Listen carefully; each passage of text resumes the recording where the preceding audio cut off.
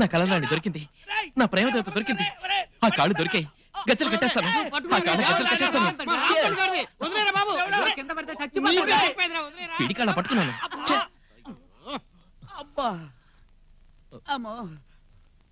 నా గొలుసుకు తగ్గ అందమైన పాదాలు దొరికాయి అనుకుంటే నేను ఆ అమ్మాయి మొహం చూసే లోపలే మీరు నా కళ చెడగొట్టారు కదరా. ఓరి దుర్మార్గుడా, కాసేపుంటే నా లైఫ్ మాటాష్ అయిపోయింది. గజ్జలు పెట్టుకుని కలలు కంటున్నాడు కనుక నన్ను కిటికీలో వచ్చి వేలాడి తీశాడు. ఇదే నెక్లెస్ పెట్టుకుని కలలు కనుంటే ఆ నెక్లెస్ కి తగ్గ గొంతు ఇదేనా నన్ను గొంతు పిసికి చంపేసి ఉండేవాడు. వీడి పక్కనుంటే ట్రైన్ లో జర్నీ చేస్తున్నంత భయంగా ఉంది. ఎందుకురా ఇలా కలలు గాని మా ప్రాణాలు తీస్తున్నావు? ఒరే కృష్ణ, మనం ఏదో సాధిద్దామని ఊరు వచ్చి ఆఖరికి మ్యూజిక్ షాప్ లో పనిచేస్తూ బతుకుతున్నారా? కానీ నువ్వు చేసే పని మీద శ్రద్ధ లేకుండా వెదవది ప్రేమ కోసం తిరగడం బాగుందా చెప్పు?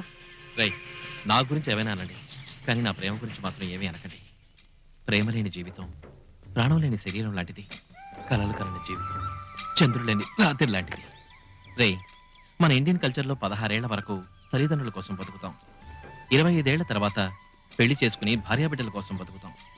ఇందులో 16 నుంచి 25 వరకే మన కోసం బతుకుతాం, మన భావాల కోసం బతుకుతాం. ఈ 9 ఏళ్ల జీవితంలో మనకి ప్రతిరోజు విలువైంది. ప్రేమ అనేది ఒక వరం లాంటిదిరా. నిజానికి అది నిజ జీవితంలో అందరికీ దక్కదు. చాలా మంది కళల్లోనే ప్రేయసి గురించి ఊహించుకుంటూ బతుకుతారు. అది కూడా వద్దంటే ఎలారా?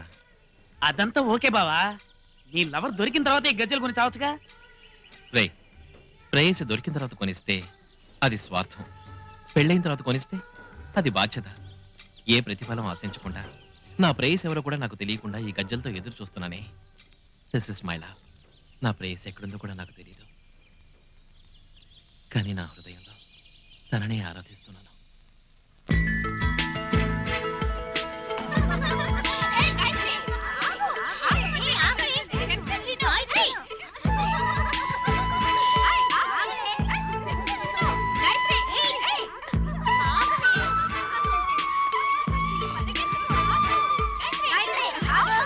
వద్దే, వాటర్ చాలా కూల్ గా ఉంటుంది. నా మాట విను.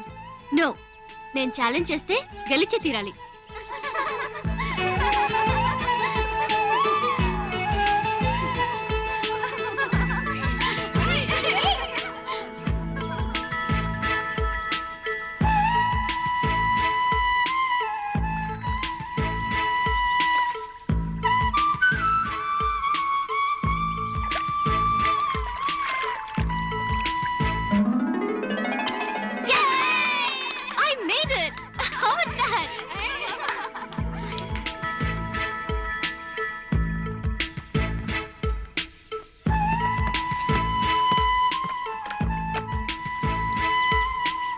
ఏం బావా, ఎవరు దొరక గజ్జలు నువ్వే కట్టుకుంటున్నావా? నా ప్రేయసి దొరికిందిరా. నిజంగానా? ఇక నుంచి మేము ప్రశాంతంగా బతకొస్తారా బాబు?